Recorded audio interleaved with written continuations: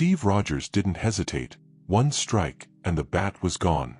Gotham fell silent as the world's greatest detective bled out.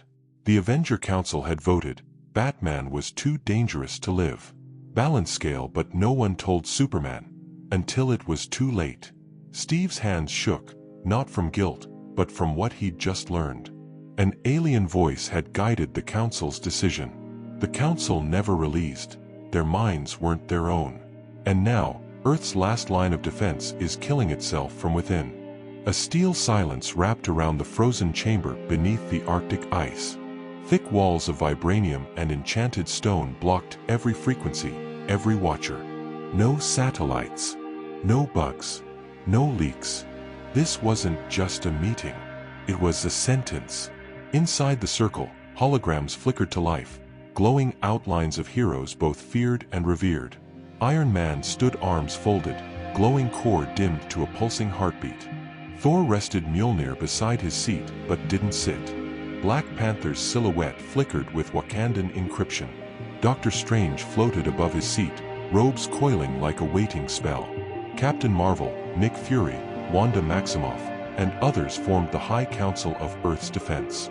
And Captain America, Steve Rogers, stood at the center. "This is not justice," he said flatly. His voice didn't rise. That made it worse. "It's execution." "We're not arguing that," Iron Man replied. "We're confirming it." Tony Stark's face was carved from exhaustion. No sarcasm. No wit. Just war weariness. Batman has crossed lines. No oversight. No allegiance. He's accessed files that were never meant to exist. "He didn't steal them," Steve snapped. "He found them because you left your armor unlocked. You think he hasn't built countermeasures for all of us?" Strange asked. "I found a spell sigil on my cloak. Hidden. Microscopic. Kryptonian-laced ink. Only one person could have designed that. He's not our enemy. He's not our ally." Captain Marvel's voice cut through. "He doesn't answer to anyone. He doesn't trust anyone. He's not one of us. And now, he's connected to something off-world. Our scans show a signal broadcasting from the Batcave, alien in origin." The word lingered. Alien. Even Thor looked uneasy. Wanda finally spoke. "He's becoming something cold. Even colder than before. I saw it in a vision. Shadows feeding him answers. Not logic. Not vengeance. Knowledge. Knowledge that doesn't belong to this planet." Tony looked directly at Steve. "You've known him longest. You served beside him during the incursion crisis. You respected him. That's why it has to be you." Steve shook his head. "No. That's why I shouldn't. You're the only one he won't see coming." The vote began. One by one, the council spoke. I. Yes. For Earth's protection. Yes. Yes. And then all eyes turned to Steve. He didn't speak. He just stared at the center of the room, where the hologram of Batman had flickered to life. Bruce. Standing in full suit. Arms crossed. Head tilted slightly. That silent calculation in his eyes. But even though it was a static image, Steve could feel the pressure of being watched. Judged. The vote passed. And within an hour, Captain America was on a stealth jet headed for Gotham. No backup. No cameras. No announcement. Just a shield. A mission. And the quiet guilt of betrayal crawling through his spine like frostbite. Gotham was rain-soaked, thunder-muted, electric. Steve walked alone through Crime Alley, the only light coming from a flickering Wayne Tech billboard overhead. Surveillance drones saw nothing. His jet was cloaked 3 miles out. The city was unusually silent, almost as if it knew something was about to happen. And then, he appeared. Out of the mist, Batman stepped from the shadows, not startled, not curious. Just there. "I was wondering when you'd come," Bruce said. Steve froze. "You knew?" he asked. Bruce didn't answer right away. The cape fluttered. A gust of wind scattered droplets from his cowl. "I saw the vote before they took it," Bruce said. "The moment they considered it, I knew the outcome. You're the only one they'd send. Then you also know I don't want to do this." "You never do. But you still follow orders." Steve's jaw clenched. "Why didn't you run?" "Because running is what guilty men do. You've made contact with something off-world. You've been hiding it." Batman stepped closer. "No.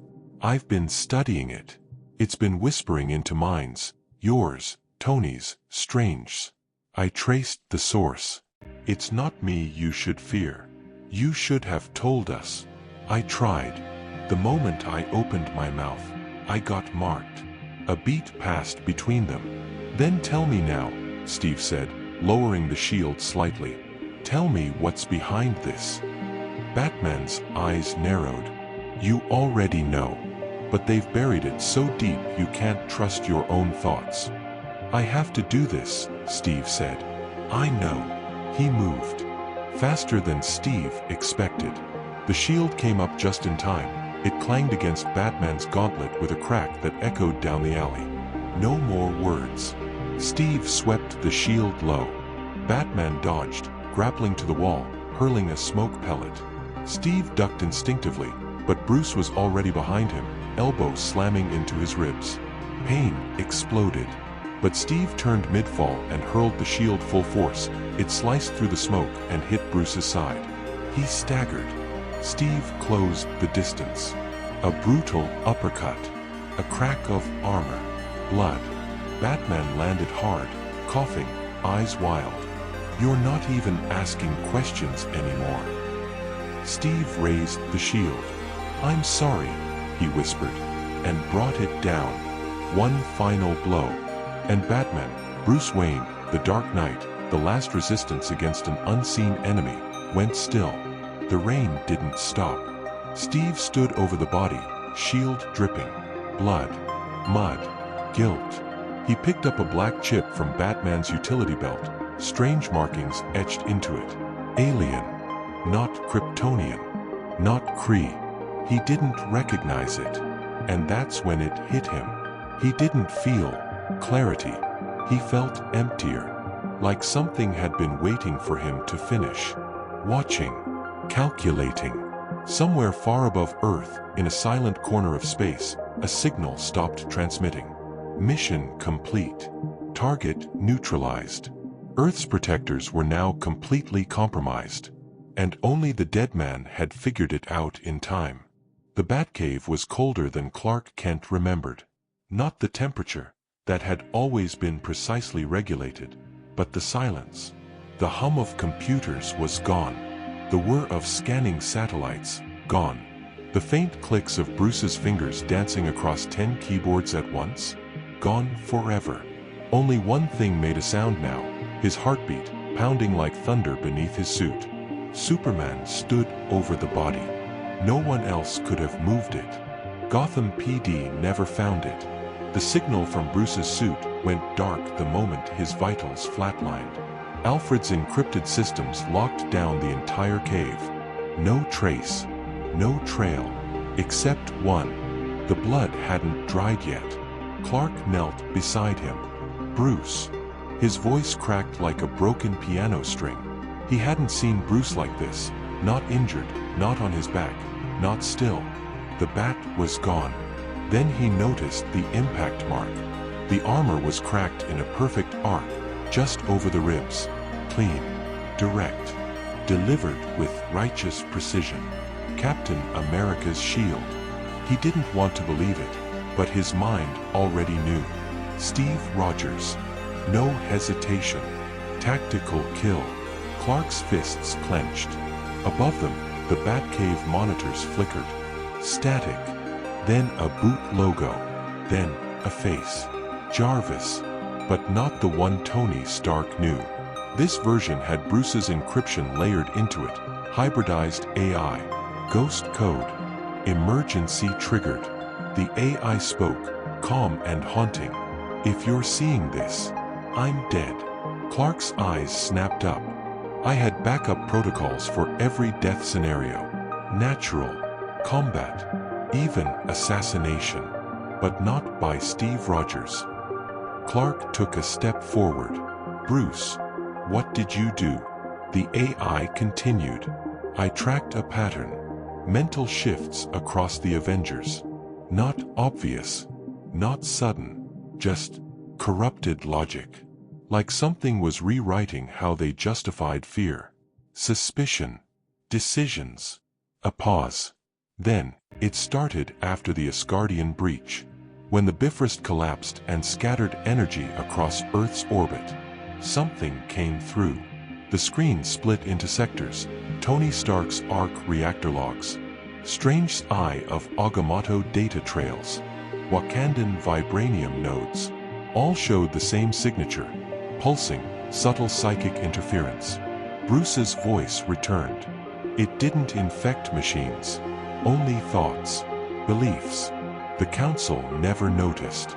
But I did. Clark stared, horror rising in his chest.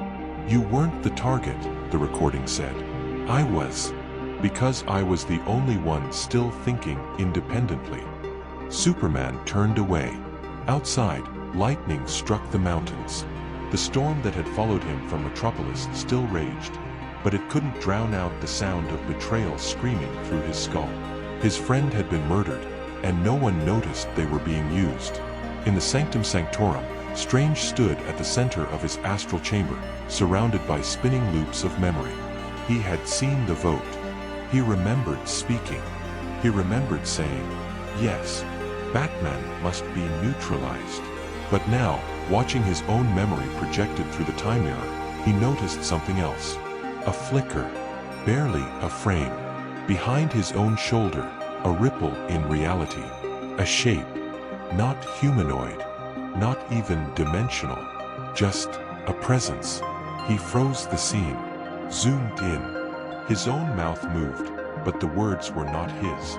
The spell signature was wrong. The tone was half a frequency off. He didn't vote. He was puppet. He whispered the only word he could think of, impossible. Wong burst into the chamber, sweating. The eye just detected a cross-echo. Stark's tower has similar interference. And Wakanda just reported a memory blackout in their council logs. It's not just me, Strange muttered. It's all of us. He turned to the portal. We didn't choose to kill Batman. Something chose through us.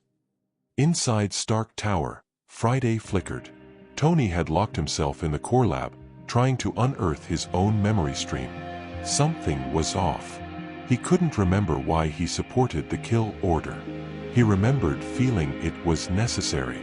He remembered justifying it. But he couldn't remember deciding it. A neural echo pinged through his implant. Friday said quietly, "Sir, you're not going to like this.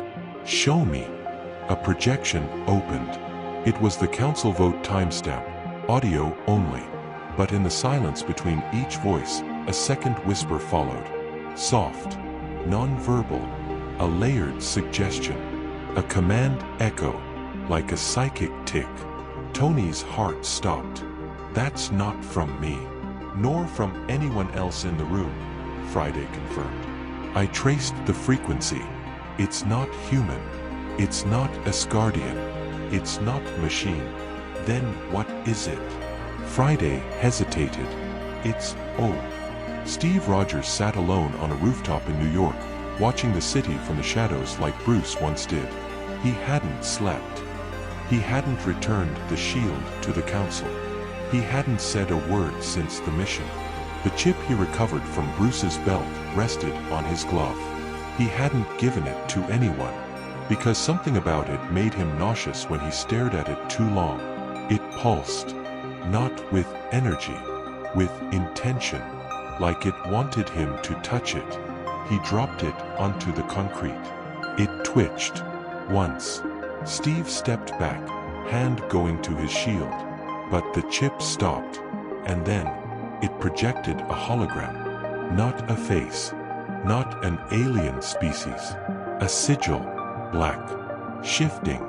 unreadable by human language, but it looked like a web made of thought. Steve collapsed to one knee, suddenly dizzy. A voice echoed through his skull. No words, just meaning. You obeyed. You were chosen. You will do it again. His fingers gripped the edge of the rooftop until blood welled from beneath his nails. No, he hissed. I won't. But deep inside, he wasn't sure anymore. Superman landed in front of the Avengers tower hard enough to crack the pavement. Alarms flared. Shielded turrets rose, then powered down. Iron Man was already waiting. I know, Tony said. You should have known before. I didn't know I wasn't myself. Superman's eyes burned, heat flaring. You let him die. So did Steve. I'm not here for Steve. Tony tensed. Then who are you here for? Clark's voice was low, controlled, like ice. The thing that made you believe he deserved to die. A moment passed. Then Tony looked down. Then we're on the same side. Above Earth, in orbit beyond any satellite's range, the alien watched from within a synthetic shell, thought without form, being without body. The Earth had turned on its protector. The first resistance had been erased. Now, the second phase could begin. No more suggestions. No more whispers. Now, full infiltration. Because if Batman could fall by their own hands, so could anyone else. And Earth would never see it coming. Light didn't reach this part of space. Not even starlight. A shell-shaped craft floated in darkness, invisible to all known scanners, organic in form, ancient in origin. Inside, no crew, no weapons. Just a pulsing brain suspended in fluid, wrapped in vines of psychic sinew that stretched across realities. It had no name. It had no need for one. It had learned languages from shattered moons, absorbed thoughts from dying civilizations. And now, it studied Earth. Not because it feared them, but because they were close, so close to unlocking power they didn't understand. Power that, if left unchecked, would threaten what it had built across galaxies. And among Earth's defenders, one man had almost uncovered the truth. Bruce Wayne. Now he was gone, but not forgotten.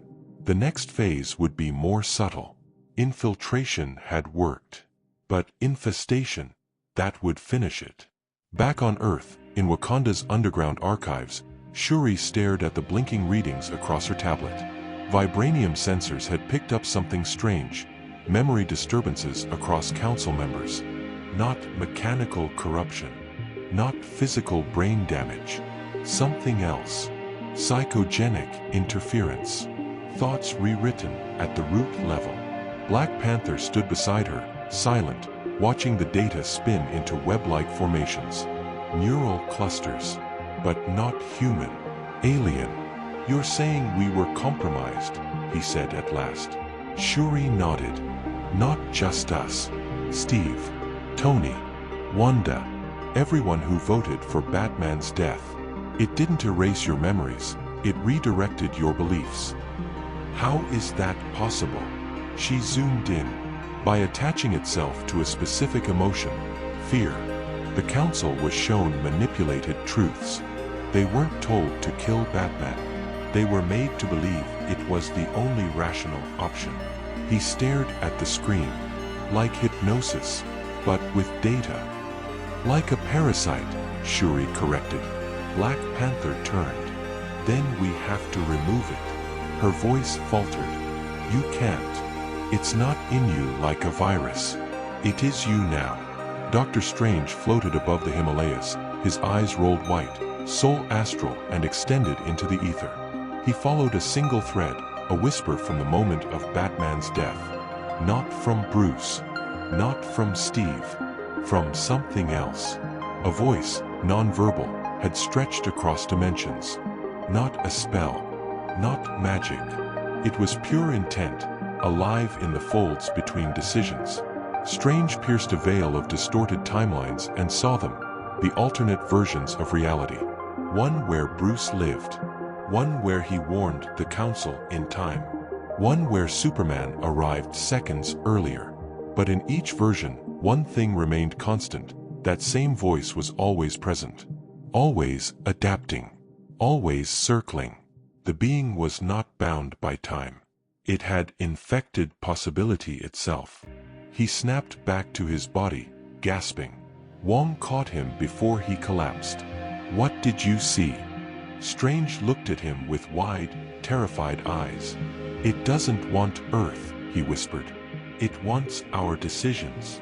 Captain America stood in a hidden bunker beneath upstate New York, shield placed at his feet. He stared at a wall of images Bruce had collected.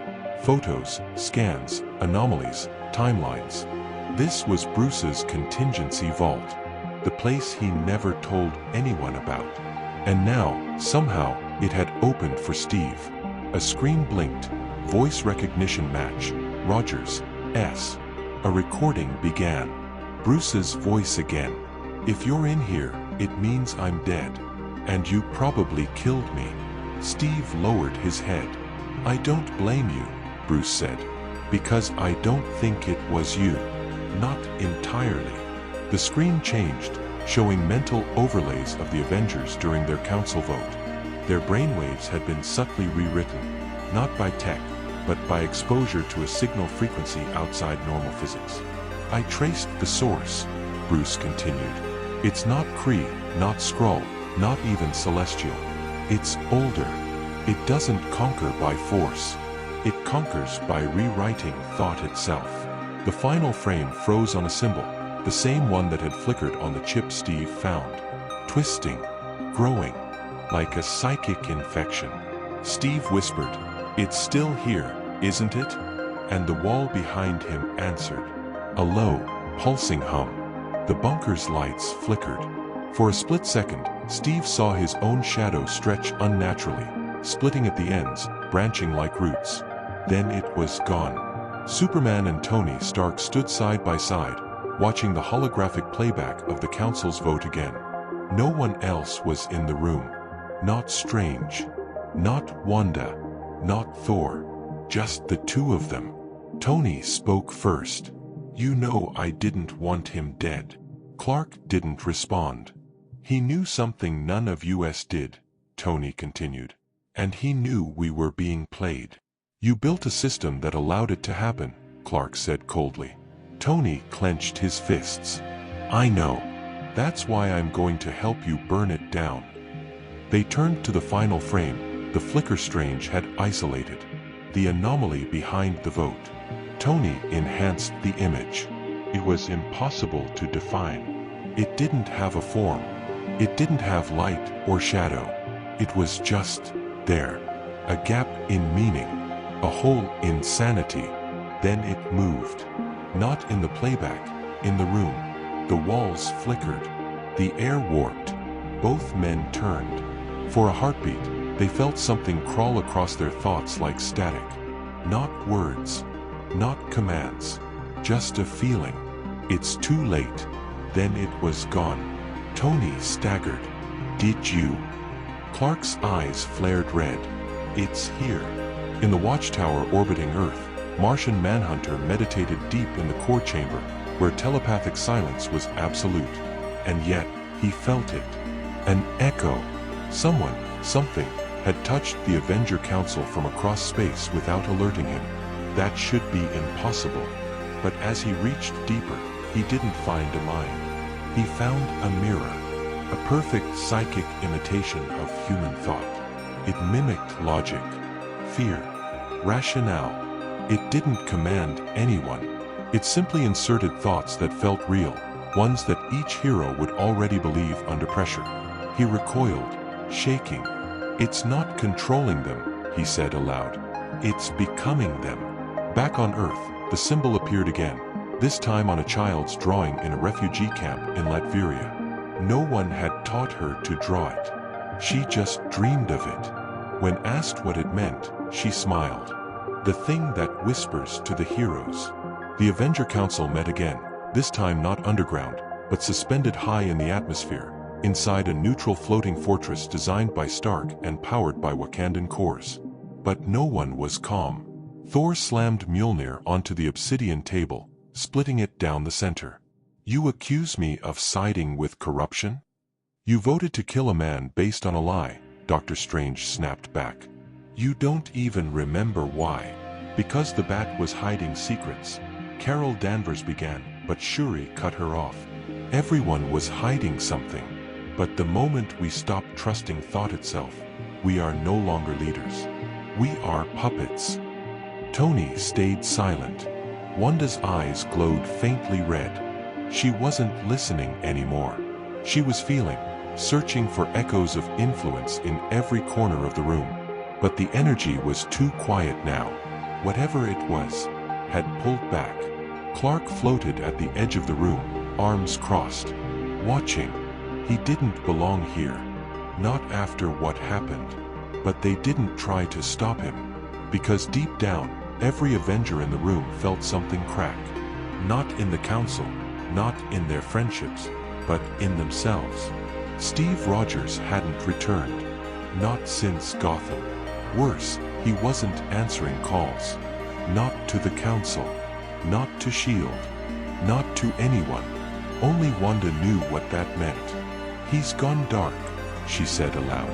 He's starting to question reality. And the longer he does that alone, the more it might change him. I'll find him, Clark said. You're not the only one trying, Strange added grimly. Because Steve Rogers wasn't just a soldier. He was a symbol. And when a symbol starts doubting the cause, civilizations fall. Miles beneath the surface of the Earth, where even vibranium couldn't vibrate, Steve Rogers stood face to face with a memory. A hologram of Bruce Wayne flickered to life one final time, hidden in a system powered by kinetic energy and psychological encryption, a contingency Bruce never wanted anyone to see unless he died by Steve's hand. And now, Steve had earned that right. You still think you chose to kill me, the AI said. I felt it, Steve whispered. No, you believed it. There's a difference. Steve's hands were shaking. Then tell me what's real. Bruce's digital eyes narrowed. You've been infected, Steve. But not by a virus. Not by a voice. By an idea. The hologram changed. Files opened. Footage from Avenger towers, council rooms, even conversations between heroes, with subtle anomalies appearing in the timestamps. Blinks of sound. Gaps of logic. Split-second hesitations. They didn't rewrite your orders. They adjusted your values. 1 degree at a time. Until killing me felt honorable. Steve collapsed to a bench. His shield rested beside him. Heavy now. I thought I was protecting the world. You were protecting a version of it they wanted you to see, Bruce's voice said. But it's not too late. Then why am I the only one here? You're not. The console opened a final hidden feed. Across the galaxy, a pulsating neural web was spreading. Earth's defenders weren't being controlled. They were being replicated. And Steve was the next in line. The Fortress of Solitude lit up for the first time in years. Wanda, Strange, Superman, and Shuri formed a silent circle around the Resurrection Matrix, a forbidden Kryptonian Wakandan fusion built only for hypotheticals. It wasn't designed to revive life. It was designed to rewrite cause. A ripple in reality. A choice undone. One timeline destroyed to birth another. Tony stood behind them, silent. He had brought the only thing left of Bruce Wayne, a neural imprint embedded in the batarang that pierced his own suit before the Council's vote. Bruce had known this might happen, and he had planned for it. They inserted it into the Matrix. The storm began. Reality screamed. One version of Earth buckled, the one where Batman died by Steve's hand, and another was born, pixel by pixel, truth by truth. A timeline where Bruce survived, but not untouched. Steve Rogers woke up on the floor of the memory vault. His shield was gone. The room pulsed with red light. He rose slowly, instinctively reaching for a weapon, but the only thing waiting for him was silence. Until footsteps echoed. Not heavy, not metallic, but familiar. Batman stepped from the shadows, not as a ghost, not as an AI, but real, reconstructed, resurrected through time and fury and impossible magic. His armor was different now, blacker than before, plated with shimmering Kryptonian edges and lined with symbols from the astral plane. The Bat had evolved. Steve didn't move. Bruce stared at him. "You listen to them." Steve nodded. "And now, I'm listening to you." Batman walked past him, straight to the holographic console. "The being behind this isn't a god. It's not even trying to win," Bruce said. "It feeds on belief collapse. The moment we stop trusting what's real, it grows stronger." "You think we can stop it?" "We already are." Bruce tapped the console. Every Avenger across Earth, across the Watchtower, across the multiverse, woke up gasping. The infection didn't vanish, but now they could see it. And that changed everything. In the sky above Earth, the alien's ship began to shake. It had no eyes, but it could feel the shift. Earth's thought network had stabilized. Belief structures were rebuilding. Minds were rejecting implanted fear. Batman's return had rebalanced the equation. The being let out a signal, a last pulse meant to crack the timeline one final time. But something blocked it. A shield. Not metal. Not psychic. But forged from truth. Captain America and Batman stood on Earth, side by side again. Not because they agreed, but because they finally remembered what made them dangerous. They could choose. Far away, inside the fractured remains of the council chamber, Tony Stark looked up at the stars. The symbol was gone. The whispers stopped. Bruce's final message played across the cracked wall. Truth doesn't need control, just clarity. The war wasn't over, but the lie was dead, and Earth was finally awake. End of story.